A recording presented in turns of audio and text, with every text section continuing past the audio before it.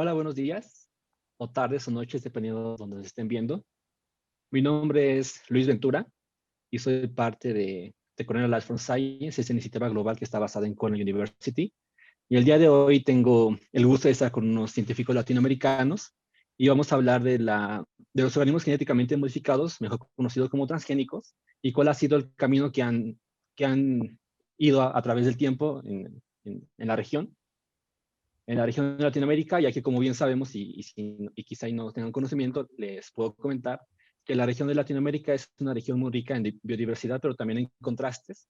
Y en este tema de organismos genéticamente modificados, hay países que tienen los más altos niveles de adopción de este tipo de tecnologías, como lo son Argentina y Brasil, que son los productores más grandes a nivel mundial, pero también hay países que han bloqueado este tipo de innovación, incluso a nivel constitucional. Y como parte de esta charla vamos a analizar un poco cuál ha sido el papel de ciertas regiones de Latinoamérica. Y el día de hoy contamos con la presencia de Lucía de Souza, que es una ciudadana del mundo y que ahora está en Brasil.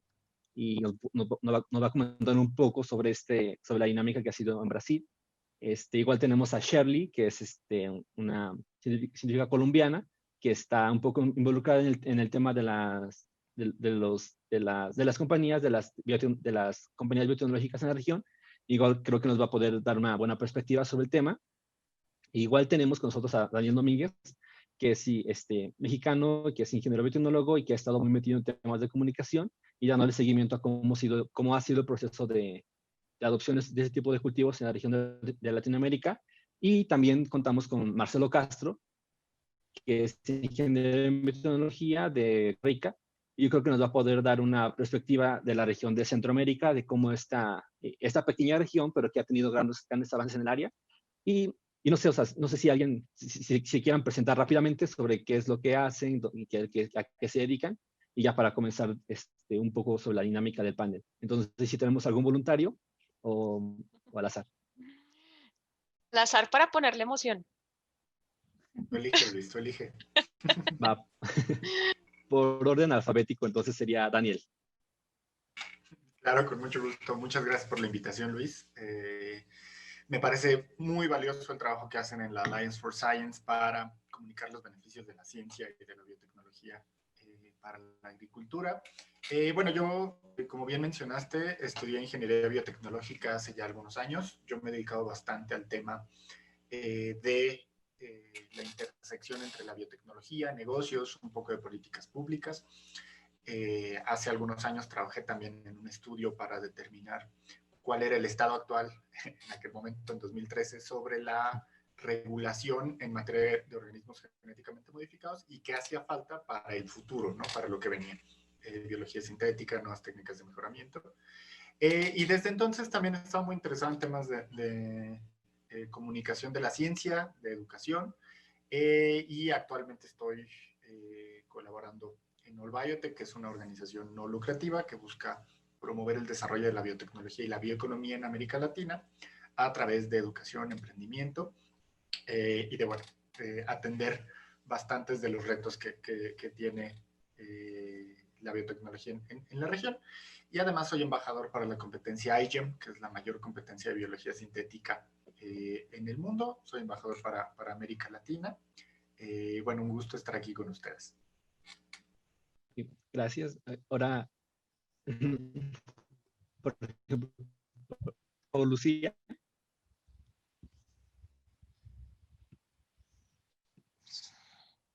Hola, mi nombre es Lucia de Souza, originalmente de Brasil, pero ya hace varios años que vivo en varios países, principalmente Europa, pero un poco también en México, en Asia, y, y generalmente viajo mucho, ahora menos con COVID, pero en el momento estoy excepcionalmente en Brasil. Estoy trabajando con la cuestión de transgénicos hace más de 20 años. Entonces participé mucho de la transición de Brasil en la legislación de una que no era posible nada, a menos que fuera ilegal, hasta una nueva legislación donde se empezó a permitir legalmente la aceptación de los transgénicos. Trabajo bastantes años también en las negociaciones internacionales de la Convención de Biodiversidad. Entonces estuve en el grupo de expertos para biología sintética, participo mucho del protocolo de Cartagena y bastante también en la parte de comunicación en diferentes niveles. Trabajamos con estudiantes de secundario, con los maestros para que preparen ellos comunicar con un público algo bastante distinto y a cada grupo tenemos algunas herramientas que usamos para comunicar mejor.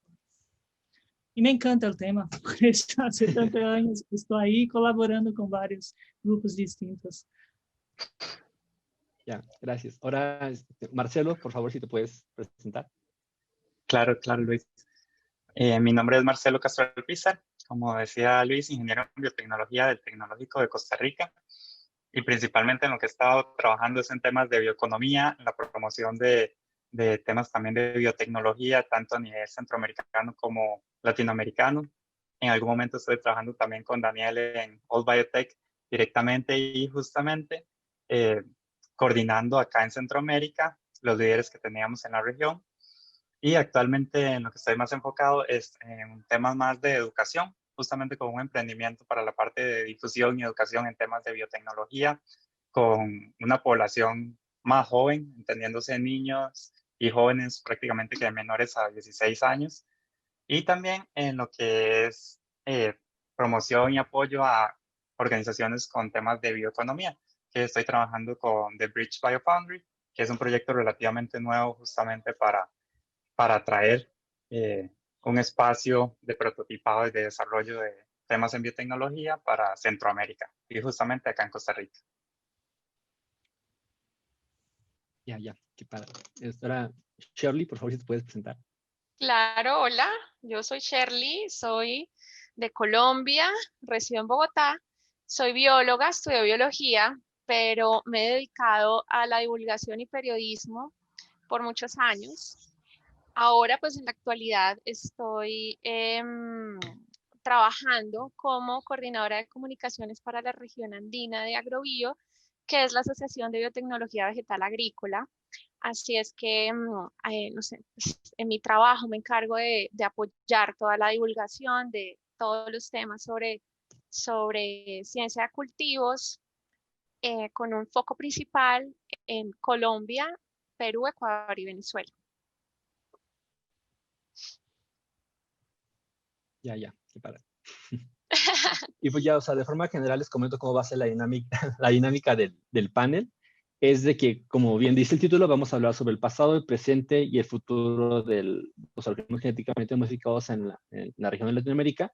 Entonces, la primera pregunta que yo les quisiera hacer, igual si quieren al azar o si tenemos algún voluntario, es de que en sus regiones o en su país, ¿cómo fue recibido el tema de los organismos genéticamente modificados en los ya en los ya casi 25 años que llevamos que tenemos ese tipo de cultivos en los campos, sobre cómo fue el recibimiento por parte de la sociedad, cómo fue también el recibimiento por parte quizá del marco regulatorio, si ya había un marco regulatorio o se fue desarrollando el camino mientras fueron incorporándose ese tipo de organismos, y cómo fue el recibimiento por parte de la percepción de la sociedad. O sea, me gustaría saber un poco sobre esos tres temas, entonces igual no sé si ya tenemos un voluntario o igual al azar para empezar. Primero sobre cómo fue en los primeros años de adopción hasta este momento, para después comenzar sobre cómo está ahorita. Pasar, Luis, vamos recorriendo toda la región. Sí. Entonces, si quieren, empezamos por el norte, que creo que será Daniel otra vez. Sí, claro. Y aquí, bueno, es un muy buen punto y sobre todo para empezar esta discusión. Y hay que definir a quién le estás preguntando, cómo fue la recepción por parte de los agricultores, cómo es por parte de los consumidores, de los tomadores de decisión en política pública y de los científicos. Por allá de finales de los años 90, México fue uno de los primeros países, pioneros en la ciencia experimental de organismos genéticamente modificados, por muchas razones. Un poco por la tradición y por la gran historia que tenemos de vegetal acá, con el CIMI, con el CIBESTAB, con el Instituto de Biotecnología, y bueno, también porque tenemos las condiciones propicias agroclimáticas para la producción. A raíz de esto, sucedieron muchas cosas. Para empezar, a principios de este nuevo siglo, por ahí del 2001, 2002, se inició la formulación de la política pública, del marco regulatorio en torno a los organismos genéticamente modificados con la ley de bioseguridad de los OGMs, que fue una ley que en su momento tuvo una recepción un poco dividida, algunas críticas, algunos consideraban que era bastante progresista, pero la realidad es que fue una regulación tardía, que vino en respuesta, fue una regulación tardía y reactiva, ¿no? Vino en respuesta de algo que ya había sucedido en lugar de algo que iba a suceder, ¿no? Entonces no hicimos esta prospección de manera adecuada. Y esto ha afectado bastante el tema de la percepción pública. Para empezar, fue una política relativamente permisiva. No podemos decir que es como la regulación argentina o la regulación brasileña, pero sí que permitía la siembra de algunos cultivos, ¿no? Sobre todo de soya y algodón. Pero el problema vino un poco más adelante, cuando en los 90, a principios de los 2000, se empieza a desencadenar toda esta serie de mitos, el activismo antitransgénicos que vino de muchos lugares. Y bueno, eso causó serios problemas en términos de percepción. Probablemente ustedes sepan, si han tenido oportunidad de estar en México, sabrán que el maíz juega un rol súper importante en nuestras vidas, más allá de nuestra gastronomía. Es parte crucial de nuestra idiosincrasia como país y de nuestra herencia cultural. Entonces, dado estos lazos tan estrechos que tenemos con el cultivo del maíz, se ha desarrollado toda una polémica gigantesca en torno al maíz transgénico. Si deberíamos permitir o no la siembra de maíz transgénico en un país que es centro de origen y diversificación del maíz. Entonces, en resumen, la recepción ha sido bastante mala por parte de los consumidores. La comunicación ha sido bastante deficiente desde nosotros en la ciencia, y la voz de los activistas antitransgénicos, que no necesariamente está basada en evidencia científica o que tiene algún sustento, es la que ha pesado más tanto en la regulación como en la adopción. Porque a raíz de todo este activismo, si bien la ley es bastante permisiva, como les decía, hay una moratoria que impide la siembra de maíz transgénico en el país.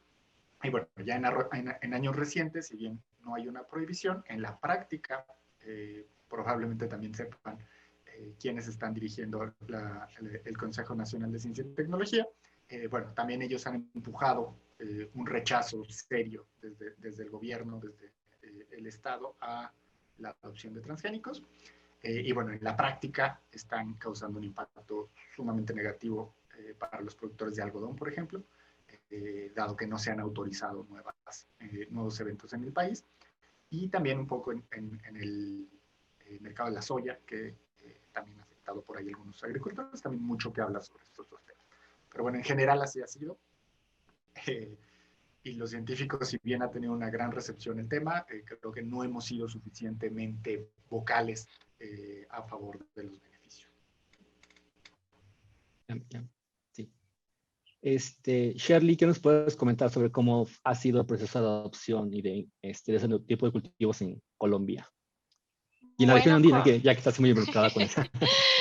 Bueno, en Colombia, creo que Colombia se puede decir que es uno de los países con un marco regulatorio muy bueno, muy estable, y también que está en constante actualización. Tenemos esa gran ventaja, y es que constantemente se está revisando qué más hay que hacer, cómo mejorarlo. Entonces es un marco regulatorio robusto que ha permitido pues que no solamente que entren los transgénicos, sino también que haya, digamos, una buena adopción. El primer en ser aprobado fueron pues, los claveles azules hacia el 2000. Luego vino el algodón, luego vino el maíz, luego vino el arroz azul, Y por último, hacia el 2010 se aprobó la soya, pero la soya no se siembra, está aprobada, pero no se siembra, no hay ningún interés realmente en hacerlo. Y obviamente todo el asunto de la oposición ciertamente va cambiando con los años y yo creo que los demás también lo han sentido y lo han visto. Si nosotros nos vamos al inicio de los 2000, pues obviamente la oposición se valía de mitos y todo este asunto terrorífico sobre los transgénicos, que son mitos que hoy pues ya no tienen piso. Y asimismo los mitos empiezan a mutar y a cambiar conforme va pasando el tiempo. Entonces, ciertamente las narrativas que existían en ese momento, aún algunos países las mantienen, un país como Colombia no, aquí ya el discurso ha cambiado, ha evolucionado también, pero digamos que en contraste a eso, la experiencia de los agricultores es otra, ¿sí? La experiencia de los agricultores es, han recibido beneficios por la siembra de algodón y de maíz transgénico. Digamos que la adopción constantemente está creciendo y, y realmente si en algún caso han sentido algún tipo de afectación ha sido por dinámicas del mercado que no tiene que ver con la tecnología. Y eso pasa en todos los países.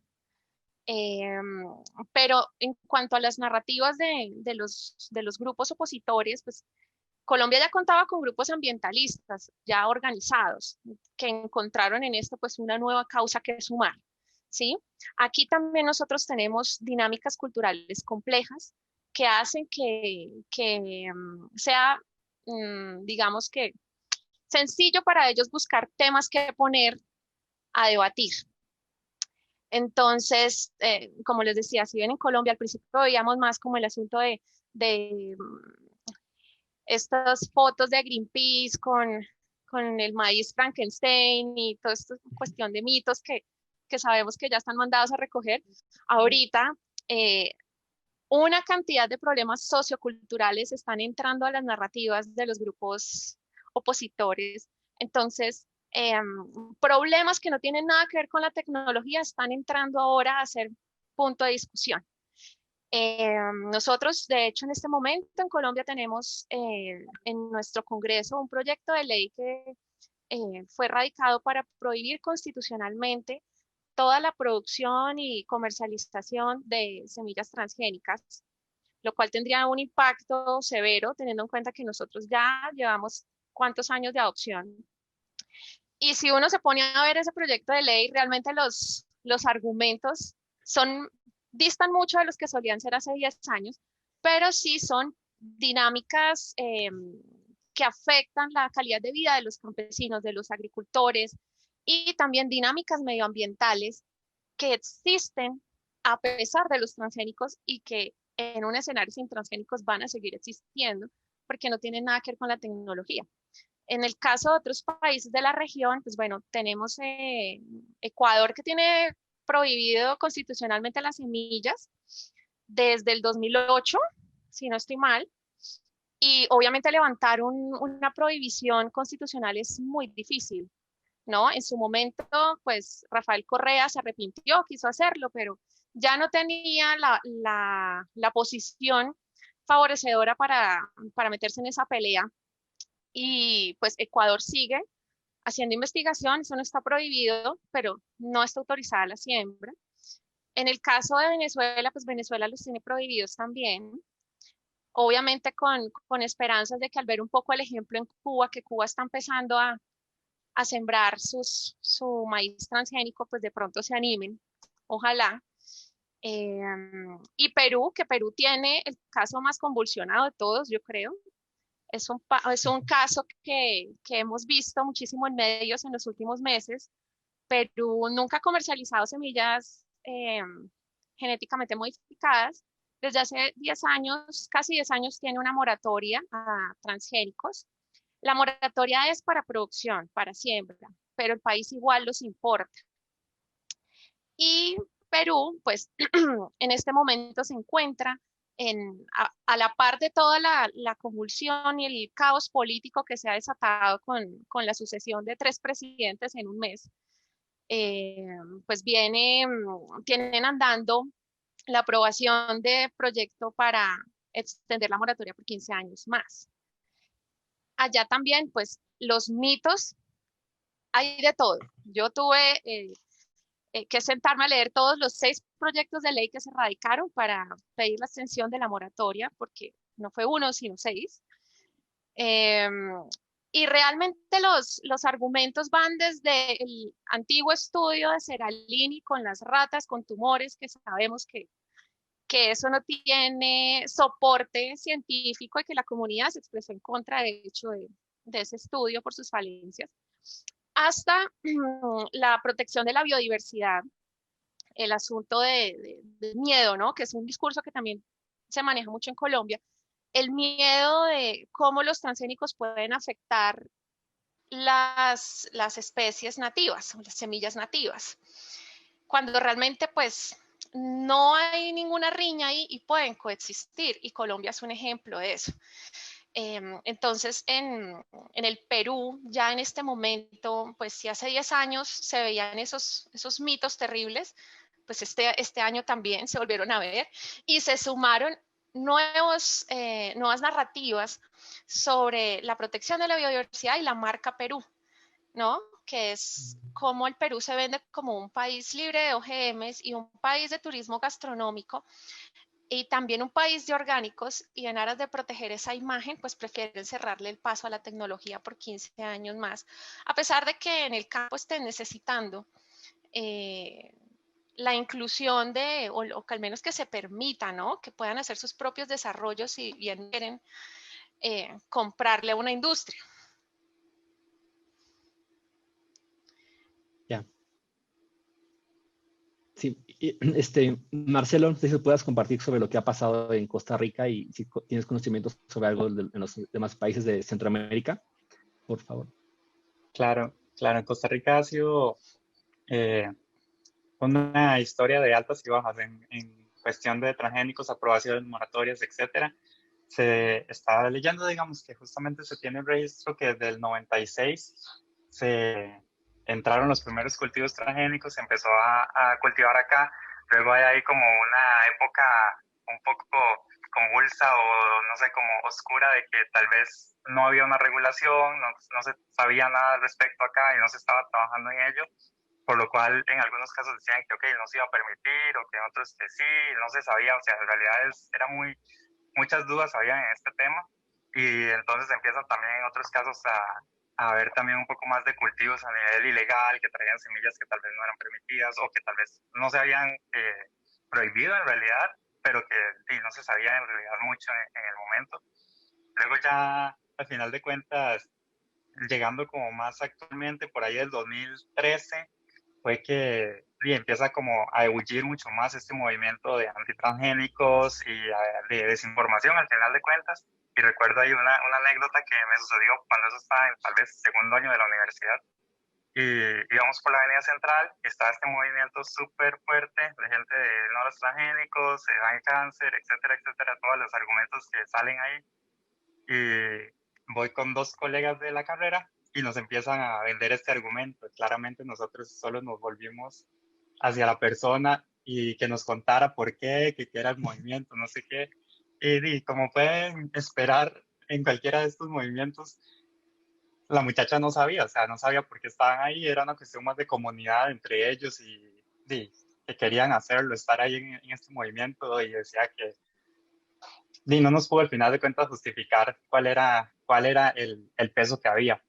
Pero finalmente lo que pasa es que a nivel social este tipo de movimientos, y si usted no está como en este contexto que estábamos nosotros, que éramos 10 estudiantes de una carrera en esta área, es muy impresionable al final de cuentas que te digan todo esto y los peligros que tiene, y no es que la población general se ponga a investigar esto que le dicen en la calle o el papelito que se le están dando. Entonces esto fue un movimiento que en realidad tuvo bastante impacto en Costa Rica, y eso considerando que fue 2013, empieza entonces ya a moverse este proyecto de ley de la moratoria al cultivo y a la producción de transgénicos. Y bueno, esto ya es como un tema ahí, legislativo, que entonces el proyecto se aprueba, pero al final de cuentas hay también aún muchas dudas y hay como quedan algunas cosas, a diferencia como nos contaba Shirley en Colombia, que es como muy claro y que han logrado que se apoye, que entren entonces más cultivos. Acá esa moratoria hace que quede como en un limbo, que no es muy claro como muchas cosas, y de hecho actualmente se cultivan, de hecho algodón, maíz, soya, y la piña esta que es rosada, que salió y ahora está como con mucho boom en redes sociales de esta piña, acá la estamos cultivando, solamente que sí con esta aclaración de que es solamente para exportar. Entonces, de hecho, a veces con los colegas biotecnólogos decimos que vamos a ir a las plantaciones de esta empresa que la hace para ir a cortar una y probarla acá, porque si no la podemos conseguir. Entonces es como por esa curiosidad. Y luego a nivel de Centroamérica también hay muchísimos contrastes. De hecho, estaba hablando ahora con Einer Fuentes de Panamá, que me decía que a pesar de que en Panamá tienen algunos centros de investigación y tienen como y hasta presupuesto en algunas universidades para llevar algunos proyectos y tienen proyectos como muy fuertes a nivel en general de biotecnología, ya más bien uno de los proyectos que eran como bandera, que sonó muchísimo, no tanto alineado a cultivos vegetales, pero que era el caso del salmón, igual transgénico, y que ya más bien ya no se está produciendo por todas las limitaciones regulatorias que existen. Entonces, más bien ahí en este caso vamos para atrás. En Nicaragua la situación es bastante compleja y más bien es también bastante limitada.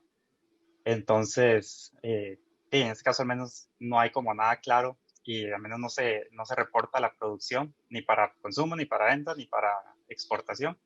Y un caso que sí es, de hecho, bastante exitoso es en el de Honduras, que por ahí el 2002 empezó el primer cultivo, que fue en este caso maíz BT, y desde eso más bien ha ido aumentando la cantidad de productos y la cantidad de plantaciones que se tienen y presentando también resultados bastante positivos y no solamente a nivel de las producciones, sino a nivel también financiero y del impacto que ha tenido no solamente para grandes productores, sino también para otros pequeños que a veces se dice que son los que podrían estar más afectados, afectados entre comillas, y si alguien está solo escuchando, ¿verdad? Entre comillas, la afectación que se dice popularmente, y que es un caso de que va bastante bien y que los únicos datos que al menos se han reportado de problemas asociados, digamos, fueron más por una cuestión climática, el fenómeno del Niño, por ahí el 2016, 17, si no me equivoco, que en toda la producción fue como súper baja, etcétera, pero eso es algo que sale del tema de si es transgénico o no, sino que ya es algo más macro. Sí, gracias. Yo creo que lo que nos comentas sobre el caso de Honduras, creo que es un caso muy interesante porque lo pueden usar, por ejemplo, países donde igual el maíz es origen y diversificación genética, como en el caso de México, y tomar su experiencia en el uso de ese tipo de semillas y ese tipo de tecnologías, donde es posible la coexistencia y donde, o sea, si Honduras, siendo del tamaño de un estado de los más chicos de México, se puede llevar a cabo, ¿por qué no en todo México? Yo creo que eso es muy interesante para ver. Y Lucía, ¿qué nos puedes comentar sobre la adopción en Brasil de estos tipos de organismos? Bueno, la situación al principio es muy, muy distante de que es hoy. Entonces, al principio creo que era una mezcla de motivos por parte la desinformación, había mucha información errónea, como existe hasta hoy, pero en aquellos tiempos tenía mucho menos experiencia. Otra quizá es que el país tenía mucha esperanza los productores tenían esperanza de que Europa, que eran importadores de soya, pagaran más por una soya convencional, pero percibieron que no era verdad. Entonces, la presión del productor para competir en el mercado internacional fue aumentando, porque Argentina y Estados Unidos ya adoptaron la soya transgénica y Brasil, los productores no estaban logrando competir con los precios en el mercado internacional.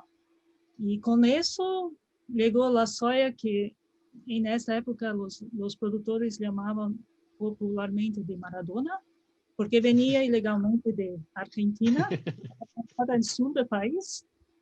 Y bueno, al principio, toda vez que les tocaba fiscalización, pues tenían que sus zafras destruidas y todo más, pero la cantidad fue aumentando tanto en una velocidad tan grande que el gobierno ya no podía, porque no podía destruir toneladas de soya en un país donde hay gente que pasa hambre.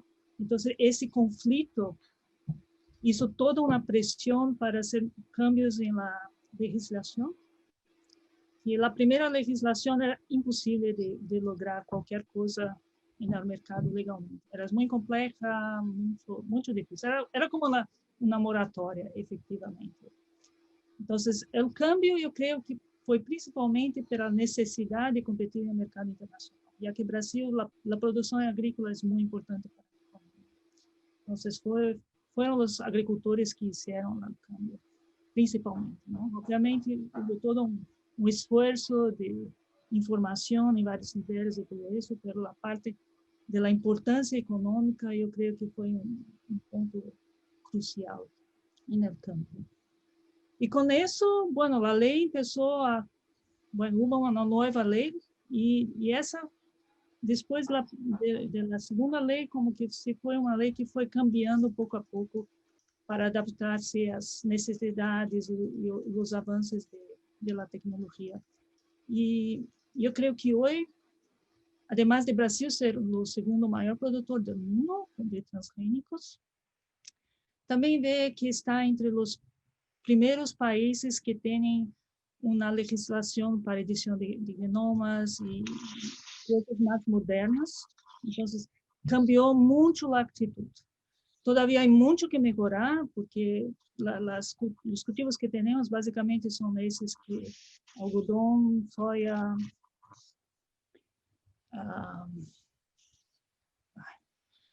maíz, pero, por ejemplo, los frijoles que fueron desarrollados por el país todavía no están en el mercado.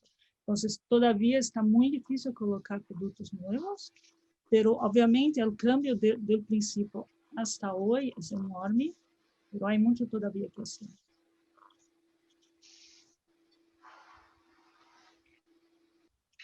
Gracias. Y bueno, eso yo creo que será como de forma general sobre cómo ha sido el nivel de adopción en la región. Y yo creo que hablando un poco del presente, de cómo está siendo ahorita, yo creo que ahorita la región está como en este periodo de transición. O sea, ya tenemos más de 20 años con organismos genéticamente modificados, mejor conocido como transgénicos en los campos, pero en los últimos años han comenzado a surgir estos cultivos editados genéticamente, en los que yo veo a la región un poco abierta, no, realmente muy abierta a este tipo de organismos, porque ya como un poco nos comentaba Lucía, hay varios países que están, en el caso de Brasil, y hay otros tantos que están abiertos a este tipo de innovación en la tecnología, que son este tipo de nuevos desarrollos que son desarrollados por técnicas que son mucho más precisas, mucho más confiables y mucho más rápidas y mucho más baratas de desarrollar. Entonces, un poco lo que he visto en la región y en los países de Latinoamérica es de que muchos investigadores y muchos ya no han seguido trabajando como se había venido trabajando, sino que se están comenzando a involucrar en esta nueva y ahorita hay varios institutos en la región como el CIAT en Colombia que están desarrollando nuevos cultivos editados genéticamente.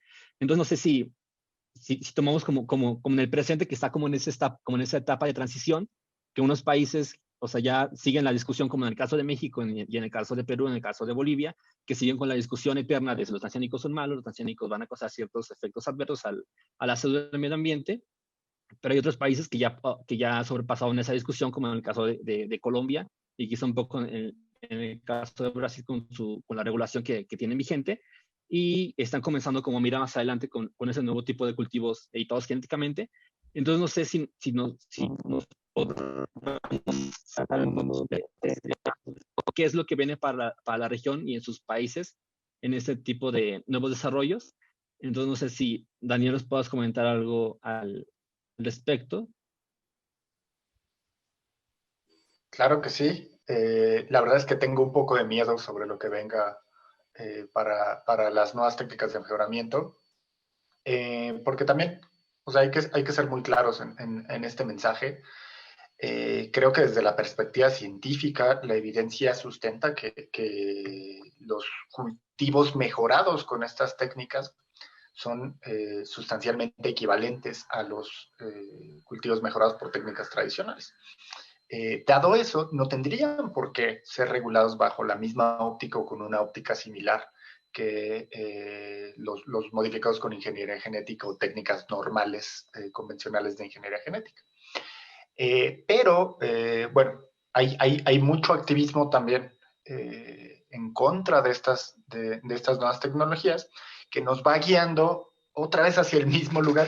Entonces, acá la oportunidad que tenemos, sobre todo desde la comunidad científica, es ahora sí aprender de los errores que se cometieron al principio del desarrollo de esta nueva tecnología, comunicar mejor y sobre todo comunicarle tanto a los agricultores como a los consumidores, como a los formuladores de políticas, por qué son diferentes las dos tecnologías y por qué esta nueva tecnología de mejoramiento es mucho más precisa. No que la otra no sea precisa, pero esta es aún más, ¿no? Y es un nuevo nivel, una tecnología que genera una nueva área totalmente, nuevas oportunidades, que democratiza, que reduce los costos, que hace más accesible la misma tecnología.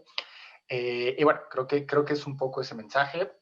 Por lo menos acá en México, pues por el momento estamos más en el estira y afloja en otro lado. No hay tanto interés en sacar una normativa o alinearse con alguna de las dos alternativas, ya sea con la tendencia de Estados Unidos de regular por otro lado, o más bien de no regular, o por la normativa europea que va más sobre regular por la misma vía. Y la verdad es que creo que es lo mejor en este momento que no pongamos eso a discusión porque, bueno, la verdad es que no veo un panorama muy positivo y hay que trabajar muchísimo desde la comunidad científica para tener mejores políticas en este sentido. Sí, yo creo que el caso de México es un caso como especial y un caso que quizá está visto de fuera de forma un poco triste y un poco como esperando qué va a pasar. Y igual algo sobre lo que comentabas es de no repetir como los mismos errores que quizá ahí pasaron con la adopción de los transgénicos. Y para esta parte le quisiera preguntar un poco a Shirley, porque obviamente, quizá los 4 o los 5 acá presentes hemos tenido cierta experiencia en comunicar y en dar como charlas y en dar como seminarios.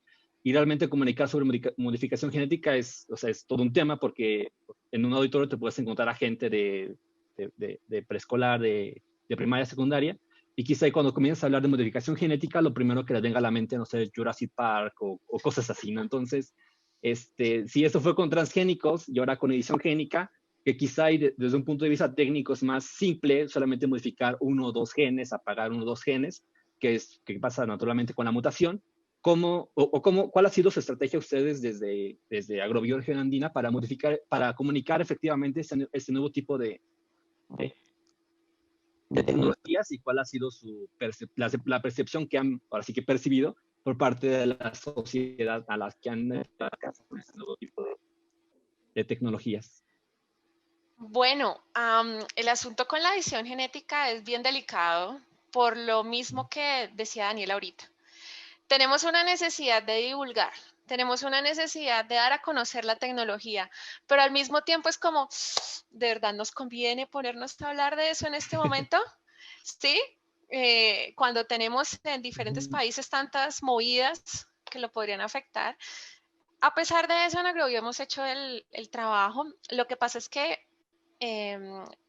hay una primera etapa en donde nos interesa enfocarnos en quienes son los que comunican, que son los periodistas.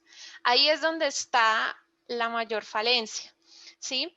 Uno, pues nosotros acá contamos con periodistas especializados en agro, que por supuesto son personas muy hábiles para comunicar el tema, pero que ciertamente han relegado todo lo de la ciencia de cultivos en sus cubrimientos. Entonces, todo lo que tiene que ver con agro se reduce en cifras, ¿no? A eso vamos. Queremos reportar las cifras, los precios, pero no realmente qué es lo que se está moviendo en términos de ciencia de cultivos. Y Eso por un lado. Y por el otro, los periodistas que ni son especializados en agro, ni son periodistas científicos, pues aún la tienen más difícil porque tratar de comunicar algo como la edición genética, pues es complejo. Nosotros hicimos un taller hace poco, en octubre, dirigido para, pues para periodistas de Perú y Colombia que quisieran aprender un poco sobre la técnica. Y claro, hay muchos que aún confunden edición genética con transgénesis, entonces fue interesante poderles resolver las dudas y explicarles que las dos técnicas son muy buenas, pero tienen pues vías diferentes, por decirlo así. Colombia, pues Colombia ya, nosotros ya contamos con aprobación en editado, afortunadamente pues el marco regulatorio lo permite. Hace unos meses pues la autoridad acá aprobó un arroz resistente a tizón bacteriano que fue desarrollado en el CIAT. En el CIAT se está trabajando en mejoramiento de otros cultivos como yuca, como cacao, que son cultivos en los que hay interés de resolver problemas. Entonces, en ese lado nosotros pues vamos bien y desde Agrobio estamos tratando de hacer esa divulgación sobre edición genética, sobre todo en periodistas. Ahí es donde vemos más la falencia porque la opinión pública le va a llegar lo que los periodistas construyan, ¿sí? Lo que ellos cubran. Y en este momento en edición genética el interés se despertó con el premio Nobel, ¿no? Pero realmente, pues, a mí me tocó tratar de moverla en la noticia sobre el arroz y más de uno me dijo, ¿edición? ¿Qué es eso? No, no, eso es igual que el transgénico, ¿sí? Otros me dijeron como, está chévere, pero no es relevante para mi audiencia, ¿sí? Entonces, como que el tema de la ciencia de cultivos está en los científicos de seguir divulgando y nosotros también hacemos ese trabajo de abrirle plaza a los científicos para que hablen de sus desarrollos y expliquen. También les damos apoyo a ellos para que lo hagan de una manera más asertiva y efectiva, de manera que quien los vea pueda entender un poco de qué se trata. Pero sí hay un camino largo con la edición. Estamos de acuerdo en que quedarnos callados no es la vía. Estamos también de acuerdo en que hacer mucho aspaviento de pronto tampoco, no sabemos. Estamos en esa, también como en esa disyuntiva, pero igual estamos tratando de hacer el ejercicio, al menos con ellos, que son quienes los que van a estar informando a la opinión pública sobre todo lo que vaya a pasar con edición.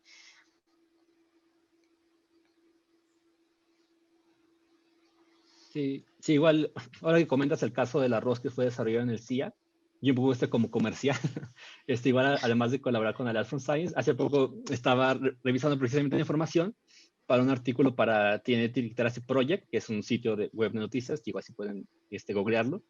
Y un poco lo que me encontré es de que además de ser aprobado por las autoridades colombianas, también ya fue aprobado por la USDA, entonces Sí, yo creo que va a tener un gran impacto. Yo creo que es como buena noticia. muy Y buena. igual, o sea, le quisiera como un poco para seguir la misma línea, ¿sí? Les quisiera preguntar a Marcelo, que igual él, como nos llegó a comentar al principio, que estaba involucrado en los temas de comunicación con niños y con jóvenes mayores de 16 años, ¿cómo ve este proceso de comunicación hacia ese sector y cómo ve el proceso de estas nuevas técnicas de edición génica en Centroamérica? No sé si puedas comentar. Claro, de hecho eso es un tema súper importante de tocar y justo, como decía antes, a algunos de todos, dependiendo de la población a la que se le esté hablando, así tiene que ir uno modificando también el lenguaje y todo. Y resulta que el otro día estaba viendo una noticia de que ahora para el inicio de este gobierno, que fue en 2018, científicos de la Universidad de Costa Rica y de otros, si no me equivoco, habían hecho como todo un evento para comunicar sobre justamente estos temas a los nuevos legisladores. Y ahí estaban como todos los diputados, asesores, etcétera. Sin embargo, acá el gap que veo yo, y que es algo para aprender para futuras ocasiones, es justamente que la persona que está haciendo esta comunicación, la persona que está haciendo estas capacitaciones, ponen usualmente al científico que ha trabajado años en esto y que obviamente tiene tal vez toda la validación y todo el currículum para hablar del tema, pero no siempre tienen la capacitación a nivel pedagógico, a nivel educativo, de cómo abordar estos temas. Entonces, sinceramente, yo veo que era como una acción súper necesaria y súper buena la iniciativa, pero que tal vez no fue concretada de una manera totalmente positiva o que pudo haber tenido mucho mejor impacto si se buscaba una persona con estas características, ok, para enseñarle. Y que estamos hablando de que los legisladores no son científicos en su mayoría. Bueno, no sé en realidad cuántos de ustedes tengan un background científico. Y esto a veces, de hecho, yo hago como la comparación que si es una audiencia que del todo no sabe de estos temas y que tal vez hasta tiene ya más bien esta preconcepción de miedo, de desconocimiento ya de no, no, no, y simplemente no, y no hay una razón, no hay un tema racional, una forma de hacerlos que cambien de opinión, porque ya es una cuestión más de emocional. Prácticamente el abordaje que se termina haciendo es un abordaje como el que hacemos nosotros a veces con jóvenes o niños más pequeños que tal vez no tienen como el conocimiento y hay que explicar los términos tal vez muy generales o los términos como mucho más digeridos, porque aunque nosotros tal vez acá los 5 que estamos en esta mesa, alguien dice modificación genética, alguien dice transgénicos, ahora que Daniel explicaba muy bien como esta diferencia entre lo que hay antes y lo que tuvimos que aprender de esas situaciones, para esta población simplemente ya le dije esas 2 palabras y ya los perdí. Entonces creo que lo que decía ahora Shirley del programa de ellos y de cómo están abordando los periodistas me parece que es algo fabuloso y que de hecho deberíamos también hasta evaluar las formas de cómo lograr conectar con otros países de la región y para que estos movimientos y estas iniciativas que ya están haciendo, ellos tienen toda la capacidad y todo el trabajo detrás de cómo educar, cómo enseñar, replicarlos en los otros lugares y que podamos ir teniendo un impacto mucho más, digámoslo, pensado y mucho más trabajado a nivel desde un punto de vista ya educativo y no solamente nosotros como científicos pensando, tengo que enseñarle que si el gen lo cortó así o si el gen solo lo apago es diferente. Entonces, creo que eso es algo muy valioso y que también en realidad no les voy a mentir, que aquí también falta un montón y que es como una oportunidad súper grande para que estas nuevas tecnologías logremos hacer que la gente esté un poco más abierta, esté un poco más clara de lo que está pasando y de que entonces la percepción pública vaya ayudando a que nos ayudemos con involucrar estas tecnologías al final de cuentas. Sí. Y bueno, dejé a Lucía al final porque, de forma personal, desde hace un par de años he tratado de seguir las negociaciones y las discusiones sobre la regulación de edición de genomas y transgénicos que ha existido sobre el tema y he estado acompañando a la delegación de Cornell en las regiones de Copo, pero siempre si tenemos como alguna duda, algún como cuestión de no entendemos esto, siempre nuestra fuente es Lucía. Entonces quisiera ver si quizá ahí Lucía nos puede hacer como un resumen ejecutivo de cómo ha sido el nivel de regulación de ese nuevo tipo de tecnologías en la región de Latinoamérica. Por igual, el año pasado estaba metido en un proyecto donde estaba como analizando cuáles han sido los marcos regulatorios que ya han sido aprobados y cuáles han sido los requerimientos que cada país está pidiendo para edición de genomas. Y la verdad es de que, como les comentaba, la región de Latinoamérica es una región que yo creo que en un par de años va a ser una región potencia en cultivos editados genéticamente, porque ya hay varios países que tienen un marco regulatorio aprobado y yo creo que los países vecinos van a seguir su ejemplo. Y no sé si nos puedas comentar algo sobre al respecto, Lucía, sobre cómo ha sido la discusión a nivel regional en Latinoamérica y cómo que esté abierta esta región pueda de pronto impactar a regiones que son tan cerradas como la Comunidad Europea y quizá impulsar un poco como a la región de los países africanos, que igual han estado muy movidos al respecto. Entonces, ¿qué nos puedas comentar al respecto? Bueno, ahí como en relación a los transgénicos, en América Latina hay diferencias muy grandes entre los países. Por un lado, hay países que ya están bastante adelantados. Yo creo que Argentina es si no fue el primero, es uno de los pioneros en tener un marco regulatorio específico para edición de genomas, dejar eso muy claro. Y ahí seguiu Brasil y creo que son como 7 países en América Latina que ya tienen su legislación definida para edición de genomas. Creo que está Honduras, Guatemala, no me voy a acordar, pero son como 7 países y hay algunos que están casi lá, como El Salvador. Y entonces, por un lado hay un progreso muy grande, por otro todavía hay países que están muy atrás, quizá porque no tienen tanta capacidad tecnológica, todavía no sintieron la importancia de tener una cosa definida. A nivel internacional, hay una declaración de varios países, creo que como 13 o 15, incluye esos países de América Latina que ya tienen legislación, pero también Canadá, Estados Unidos y otros países más desarrollados, que propone que la legislación para edición de genomas sea con base científica y que haga la distinción cuando la edición de genoma es un transgénico y cuando no es. Porque ese es un punto importante. Hay una definición dentro del protocolo de Cartagena que así, básicamente el mundo todo sigue.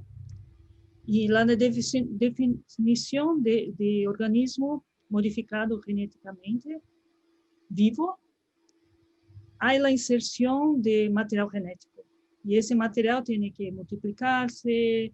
Entonces, dentro de esa definición, toda vez que edición de genes inserir un material genético que se multiplique y todo más, va a ser un transgénico. Pero toda vez que la edición de genes eso no ocurra, por ejemplo, que sea una cosa como una mutación natural, que es una pequeña deleción que podría ocurrir normalmente y es común, ahí ya es otra situación. Ahí no es un transgénico y puede seguir el mismo mecanismo de leyes que los convencionales. Algunos países todavía no está muy clara la situación, entre ellos Europa, porque la definición que ellos tienen en la ley de ellos está un poquito más complicada, aunque ellos también son partes del protocolo de Cartagena. Entonces hay un conflicto ahí grande entre algunos países de Europa que entienden la definición de una manera, como Holanda, Portugal, España, que entiende que hay edición de genomas que no es un transgénico y hay ediciones de genoma que es transgénico, y hay otros países que son más, no sé, más así, querendo los orgánicos, como Austria, y esos ven la definición, o entienden la definición de otra manera. Entonces, van a hacer un estudio que viene el próximo año, entonces todavía ahí no es muy claro porque entre los países hay mucha diferencia y ellos tienen que tener un acuerdo. Entonces es ahí un lío enorme. Entonces, a nivel mundial hay de todo, igual que América Latina. Hay los países que están muy radicales contra, hay los que ya aceptaron, ya están produciendo, la están usando, y hay los que están ahí todavía a ver qué. Y bueno, pero creo que es el flujo normal, ¿no? Los cambios se van haciendo poco a poco, paso a paso. Entonces, depende mucho de la experiencia del país que vaya a hacer esos avances.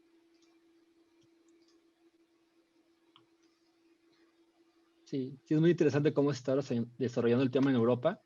Igual el año pasado tuve la oportunidad de estar un tiempo en Suecia, y Suecia es de los países que han levantado la voz y que han dicho, oye, pero ¿cómo vas a regular esto si ocurre naturalmente? O sea, ¿cómo lo vas a poder monitorear? ¿Cómo vas a poder tener los como protocolos o las guías para evaluarlos si no se puede? Es algo que no se puede regular. Y yo creo que, o sea, que ellos, si bien tienen como ciertos beneficios para poder decirnos que solamente queremos agroecología, tenemos agricultura orgánica, o sea, es algo que quizá es aplicable para ellos, pero tristemente quizá no es aplicable para nuestros países en la región de Latinoamérica. Y es algo como este movimiento que hemos visto que nos explicaba Shirley, que hemos visto, por ejemplo, que está surgiendo en Colombia con esta prohibición, que ha estado muy presente en Perú, en Bolivia, que no vamos a permitir el cultivo de organismos genéticamente modificados, que está resurgiendo en México con esta nueva administración, que espero que después de esa administración esté un poco más abierto. Pero es como esta tendencia de decir, o sea, no queremos esto porque los europeos no lo permiten. Y es como de, o sea, si ellos no lo permiten porque pueden pagar cultivos orgánicos y como formas de cultivo que son muy caras y que la verdad es de que no, o sea, no da para poder mantener a la población latinoamericana. Y tenemos unas preguntas del Facebook que igual se las voy a leer, y si alguien quiere participar, adelante. La primera pregunta va enfocada, es de que ¿qué hay sobre los organismos para producir insumos para la salud, como otros animales, organismos que no sean peces, o productos de la edición génica. ¿Tienen conocimiento de algún organismo que no sean peces en Latinoamérica, que sean productos de edición génica?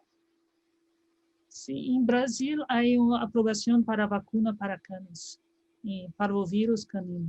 Yo no sé mucho de esa parte porque de verdad yo me intereso más por la parte agrícola, pero vi una lista de los productos aprobados por la resolución de edición de genomas y me acuerdo de una vacuna para parvovirus de canes. Y hubo también ejemplos de levaduras para producción de bioetanol. Entonces, hay varias otras opciones y algunas que ya están aprobadas en Brasil y en otros países, ¿no? Estados Unidos tienen papas de edición de genomas que no se cambia el color. Hay una lista bastante grande en algunos países que ya tienen también la legislación definida. Pero en general yo me intereso más con la agricultura, entonces mis ejemplos más para agricultura. Y, por ejemplo, en Brasil estaba viendo que había como un movimiento fuerte, al menos en los países de África, para promover estos mosquitos editados genéticamente para acabar con la malaria. ¿No llegó a Brasil o a Centroamérica este tipo de iniciativas? Pues hay mucha oposición también. En Brasil fue aprobado el mosquito que es para evitar la transmisión de dengue.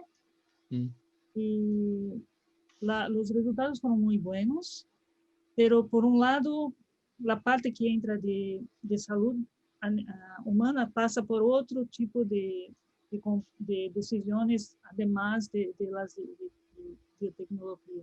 Entonces, la parte de salud não liberaram, assim, faltava alguma coisa para liberar, outro ponto era o preço. Parece que é um investimento bastante grande e quizá a largo prazo vale a pena porque cai muito da população, pero tienes que investir bastante dinheiro. Pero foi aprovado em Brasil o mosquito para evitar a transmissão de dengue, ¿no? Que é a tecnologia de ter um mosquito estéril, que também foi feita com radioisótopos antigamente, ¿no? Y ahí está usando o transgénico.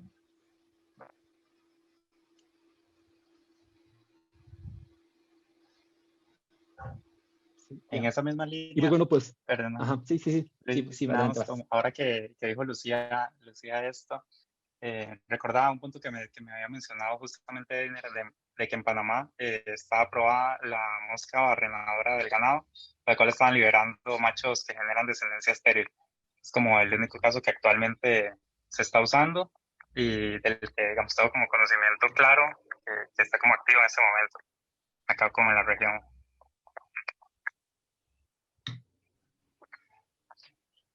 Ya. Sí, pues espero que igual como se pudo llevar a cabo para plantas, igual espero que esté abierto para animales que se necesitan.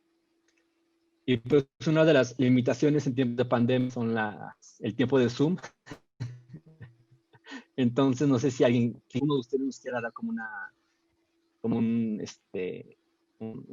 cierre sobre si tengan algún comentario final sobre este tipo de tecnologías en su región y qué es lo que esperan en el próximo periodo de 5 años. Entonces, no sé si podemos comenzar con Shirley. Bueno, realmente yo creo que ambas tecnologías tienen mucho camino. Yo creo que no es una cuestión de entonces ahora hay editados, entonces pues los otros no. Yo creo que en Colombia todavía la técnica de la transgénesis tiene muchísimo camino, tiene futuro. Hay de todas maneras científicos trabajando en investigación con transgénesis. Y creo que Colombia ha visto los beneficios de adoptar estas tecnologías en cultivos. Y a raíz de todo este debate que se suscitó con el proyecto de acto legislativo, pues hemos notado que si bien hay opinión pública que se opone, sí hay tomadores de decisiones y digamos que científicos que no tienen ninguna pena en salir a hablar a favor de la tecnología y sentar una postura porque han visto que efectivamente tiene unos beneficios y que tiene todavía muchísimo futuro y no se quieren cerrar la puerta. Entonces creo que esta tecnología y las que estén por venir, pues pueden tener buena cabida, acá esperamos. que así sea.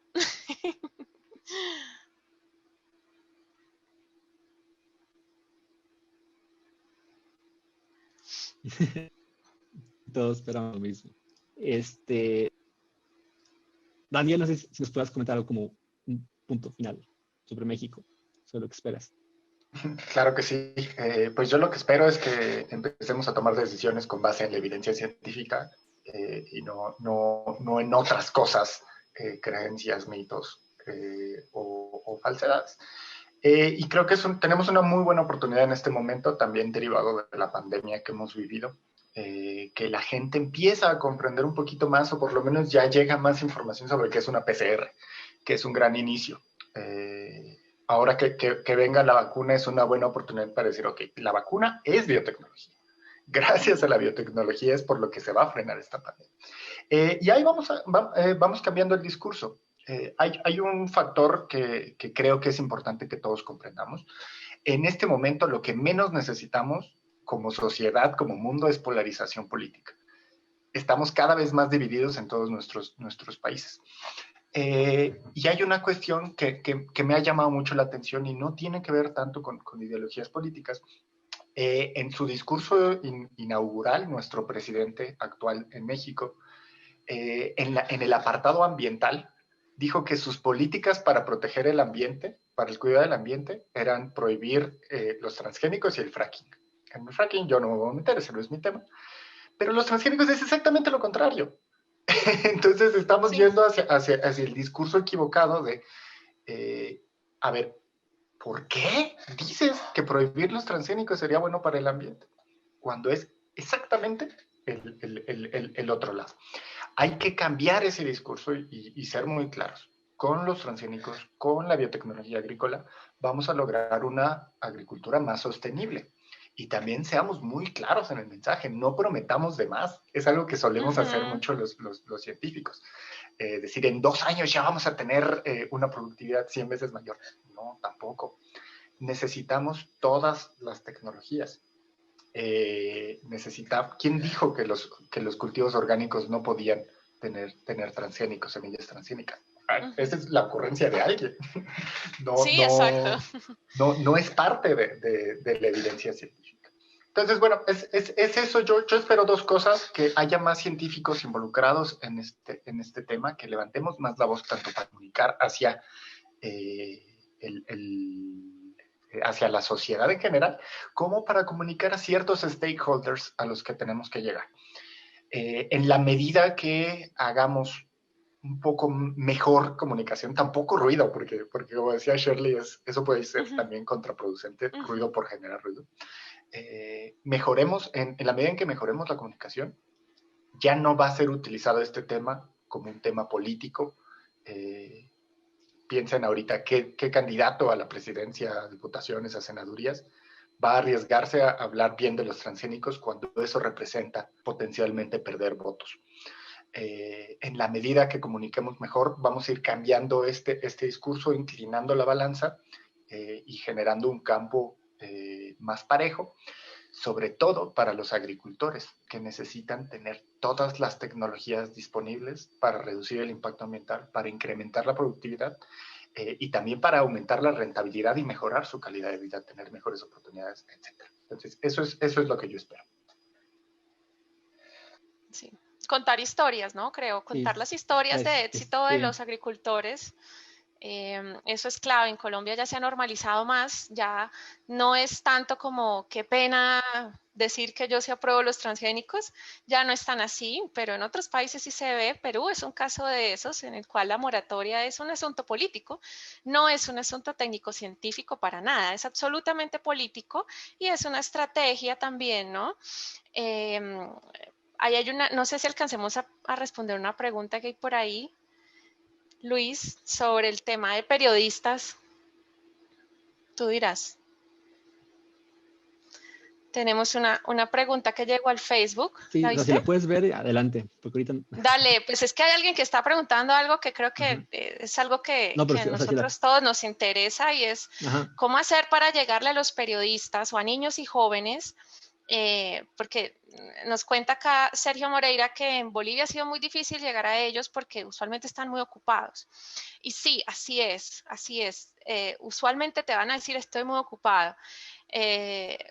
Digamos que algo que ha servido mucho en mi trabajo ha sido siempre apalancarse de nombres interesantes, de buenos divulgadores que representen algún tipo que sean llamativos para los periodistas, porque si tú les dices, ven, te voy a enseñar un poco sobre transgénicos, de pronto, yo nunca hablo de eso, o sea, ¿para qué?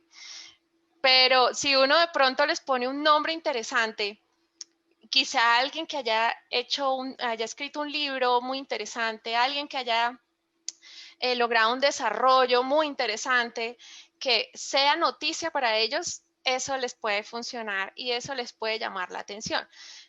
Con edición de genomas nos apalancamos en la noticia del premio Nobel. Entonces, claro, ya todos inevitablemente han escuchado CRISPR, entonces muchos se inscribieron así no fuesen especialistas en ciencia. Entonces, eso puede ayudar un poco y se puede, con mucha paciencia se puede. Inevitablemente vas a encontrar sesgos y en países como Bolivia o como Perú, ese sesgo está muy pronunciado y son periodistas que de entrada, pues, como que no importa el nombre, no te van a copiar, pero a medida que sea un trabajo continuado y con perseverancia, puedes irles abriendo y también mostrándole otras aplicaciones de estas tecnologías, no solo en el agro, y ahí puedes ir entrando un poquito para que sea más fácil enseñarles a ellos a comunicar mejor este tipo de herramientas científicas. Sí, igual como comentaba Daniel, o sea, nos estamos enfocando como en temas de agricultura, pero las aplicaciones de la edición génica son no así que son como infinitas. O sea, nos podemos poner a hablar sobre salud humana, enfocado en terapia génica, quizá en cosas que van relacionados como a la conservación del medio ambiente, o sea, como en el caso muy, muy presente que tenemos sobre las vacunas, sobre la urgencia de tener vacunas fácil, rápido y baratas. Yo creo que es una tecnología que se suma a la caja de herramientas que tenemos disponible para usar para mejorar la calidad de vida. Creo que hay que usarlas. Y obviamente no, como los transgénicos no fueron la panacea, tampoco eso son la panacea, pero son una herramienta que vale la pena usarla y qué bueno que ciertos marcos regulatorios estén abiertos a incorporarlas en sus territorios y para sus consumidores, para sus agricultores. Y pues vamos a ver dónde va este tema en la región. Y creo que todavía me falta Marcelo y Lucía, entonces no sé si quieras ir primero Marcelo sobre cuáles son tus puntos finales sobre este tema en Costa Rica y en Centroamérica.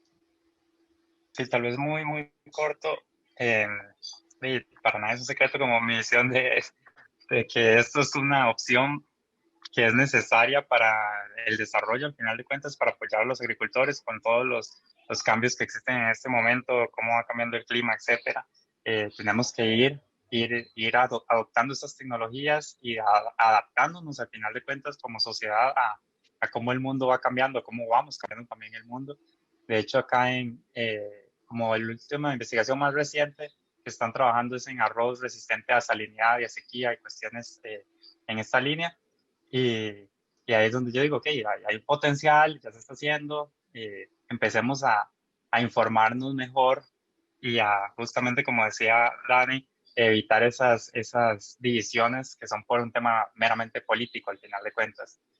Creo que eso es al final de cuentas, un reto bastante grande a nivel social, ni siquiera es tanto, yo creo que científico, sino a nivel de cómo nosotros como sociedad vamos haciendo que la gente sea más crítica, sea más dudosa de todo lo que le ponen en el frente, de todo lo que estamos viendo, y que entonces ya vayamos como creciendo como región, de ser más críticos, más tirados hacia el dato, hacia la ciencia, hacia informarnos, y que justamente en esa línea podamos llegar ya a que estas discusiones no sea una discusión más, sino que los datos dicen esto y las acciones son lógicas las que vienen.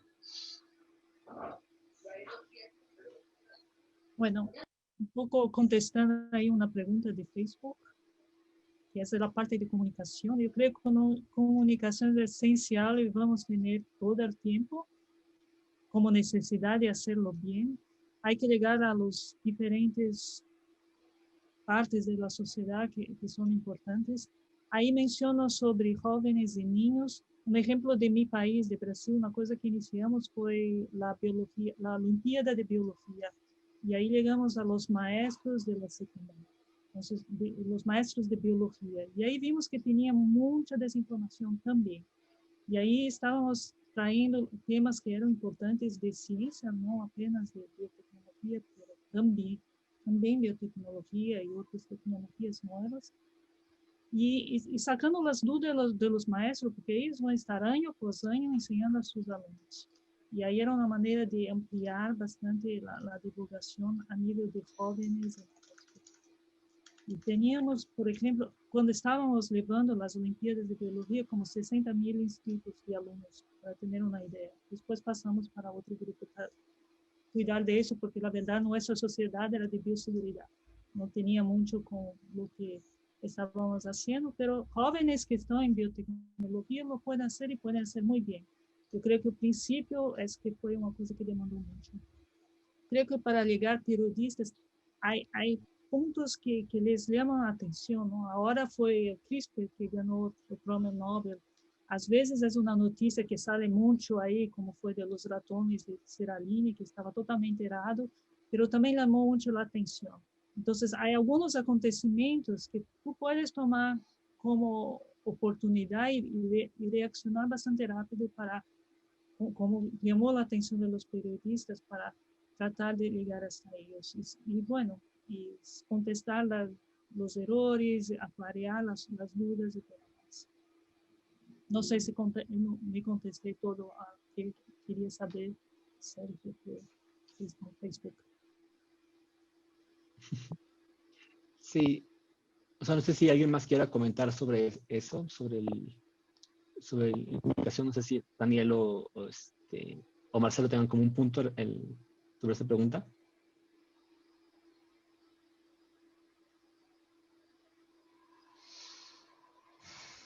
¿Sobre qué, perdón?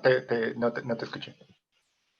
Ajá, sobre las herramientas como de comunicación que se pueden implementar. Pues yo creo que necesitamos todas las herramientas que se puedan. Hay que usar las redes sociales, hay que hacer videos en YouTube. Cada uno de nosotros puede ser un divulgador, un comunicador de la ciencia, y pues hay que adaptarse. Hay que usar TikTok para llegar a los más jóvenes, hay que usar Instagram, hay que usar Facebook, hay que salir a hablar, algo que, bueno, cuando regresemos un poco más a la normalidad, hay que salir de los laboratorios, ¿no? Y también aprovechar ahorita esta cuestión digital para hacer más de este tipo de eventos, hablar, romper esta falsa creencia de que el debate está dividido, de que somos 50 y 50, 50 a favor, 50 en contra. No es cierto. Por lo menos en el ámbito científico está muy marcado el apoyo a la tecnología. Y pues eso, creo que todos podemos ser divulgadores y es parte de lo que necesitamos en estos momentos. Y aprender, ¿no? Porque tampoco es algo que se pueda hacer de la noche a la mañana, hay que profesionalizarse y saber comunicar el mensaje, no aventarle datos a la gente, sino, como decía Shirley, con historias, que comprendan por qué existen los transgénicos y por qué son necesarios para los agricultores, ya no digamos para la agricultura.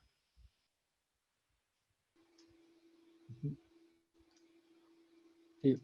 ¿Tú quisieras comentar algo respecto a Marcelo? Sí, muy corto en realidad. Justamente lo que dice Daniel de involucrarnos en las redes donde está la gente, justamente llegar ahí, que sea algo de posicionarlo en los medios y en los espacios comunes, en los espacios del día a día de la gente, que creo que es algo que a veces se ve muy separado, ciencia y sociedad, y no debería ser así, pero que hay todo un puente que tenemos que seguir construyendo, que tal vez en algunos países va más rápido, en otros no va tan rápido, y que veamos al final de cuentas que esto es un objetivo y una misión que tenemos todos en la comunidad científica en conjunto y en común, y que no caigamos como tampoco en esta posición que a veces sucede también. Creo que es algo que he escuchado como que es bastante común en Latinoamérica, esto de que mi centro de investigación, si su centro de investigación tenemos cierta línea, entonces no vamos a compartir la actividad que va a hacer usted o estas cuestiones. Creo que es algo que tenemos también que ir superando como región, el hecho de que el objetivo que tenemos es el mismo y que entre más podamos generar estas colaboraciones y estos enlaces entre centros de investigación, entre universidades, entre profesionales que tienen una voz, es importante que lo hagamos y que lleguemos a muchas más personas de las que estamos llegando solos o solamente con nuestro trabajo. Sí. Y pues ya tenemos una pregunta, y creo que va a ser la última, es igual de Facebook, y dice, ¿será bueno el crear algún consejo de científicos dedicados a divulgar esta información en la agricultura, a modo que tenga tanto peso en los países de los que los tomadores de decisiones se vean influenciados por ellos? Y pues la Alianza por la Ciencia. Yo creo que, o sea, Ya hay, justo existe. Y hay yo creo varios que, más, está la PRRI, ajá. hay Entonces más. yo creo, por ejemplo, o sea, cualquiera que esté escuchando el webinar y que lo escuche después y que es interesado con con el quehacer de la Alianza por la Ciencia, creo que está bienvenido a participar y está bienvenido a ser como un aliado por la ciencia. E igual, no sé si ustedes tuvieran alguna organización que tenga muy presente, que puedan compartir solamente como para que si alguien no está viendo y se ha interesado y quizá no está de alguno de esos países, los ciudadanos lo pueda contactar y aunado a que están bienvenidos en la alianza. Entonces, no sé si solamente alguien quisiera como comentar de pronto sobre una organización con la que estuvieran muy relacionados y que puedan contactar directamente para este tipo de temas de comunicación científica en la agricultura. No entendí bien la pregunta. Daniel, ¿tú puedes comentar? Como una... Sobre Ajá, asociaciones o sea, o organizaciones que cumplan con esta función, ¿no? Como grupos como diplomacia científica, más que comunicación de la ciencia. sí. Ajá, o sea, Bueno, como sí. estas organizaciones que quizá ahí puedan Claro. llegar a tomadores de decisiones o a varios sectores para influir en cambiar un poco la narrativa y para promover la adopción de ese tipo de cultivos, ya sea transgénicos o cultivos editados genéticamente. Pues ahí Bueno, está la Public Research Regulation Initiative que lidera Piers desde Holanda. Creo que es una gran alternativa, que de hecho Lucía es parte, si no Es un niño. Como sí. los directores. Bueno, Perfecto. aquí en Colombia no hay tal. Aquí en Colombia no hay tal organización de científicos, pero sin embargo, pues eso no les ha impedido organizarse. Ahorita con lo del proyecto de acto legislativo, más de 100 reunieron firmas y enviaron carta a los tomadores de decisiones para sentar su postura, y de hecho en su carta estaban debatiendo algunos de los argumentos que había expuesto el congresista que radicó el proyecto. Otros, por su parte, también se reunieron y crearon otra carta y reunieron firmas y sentaron una postura, ¿sí? Y así han buscado también espacios y le han abierto espacio a ellos para que vayan y hablen sobre el tema. Entonces, el hecho de no tener una organización como tal no ha sido impedimento. Ellos se han dado su manera, pero ciertamente algo así sería muy favorecedor, ¿no? Que pudiesen los tomadores de decisiones estar siempre muy bien asesorados, porque usualmente lo que pasa es que son las organizaciones ambientalistas las que llegan a hacer esa asesoría y no son las que están mejor dateadas o mejor informadas, infortunadamente. Entonces, sería muy bueno que algo así existiera, sobre todo en los gobiernos latinoamericanos que constantemente saltan de un drama a otro. Qué bueno que los tomadores de decisiones contaran con ese apoyo. Pues hay que promover a Life from Science Latinoamérica. Alliance for Science es un gran ejemplo. También acá, All Biotech, tenemos, bueno, es un poco más desde la perspectiva de la gente joven, hablar y levantar la voz por el futuro, dejar de esperar a que llegue alguien a resolver nuestros problemas, es un poco nuestra visión. Y si bien es cierto, todavía no tenemos tanta participación en temas de política pública, creo que hay una gran oportunidad y es un muy buen momento, insisto, para unir a más gente, porque también como región somos mucho más fuertes unidos que siguiendo haciendo esfuerzos individuales. Entonces, bueno, ahí también les dejo la invitación para unirse a esta causa y poco a poco vamos empujando que es, ni siquiera es solo una exigencia, simplemente es hacer que nos involucremos más nosotros mismos. No basta con darles clases de ciencia a los políticos, sino involucrarse y nosotros mismos entender de política pública, ¿no? Entonces, bueno, ahí les dejo también la invitación a esta organización que tenemos. Y pues ahora sí que muchísimas gracias a todos, muchísimas gracias Lucía, muchísimas gracias Daniel, muchísimas gracias Shirley y muchísimas gracias Marcelo por ser parte de esta charla y de este webinar sobre los OGMs en Latinoamérica, que la verdad es de que yo creo que para este análisis de estudio es un ejemplo como muy enriquecedor, porque tenemos como los países que sí, los países que no, los países que maybe, que quizá depende de lo que digan los demás, un poco como templados.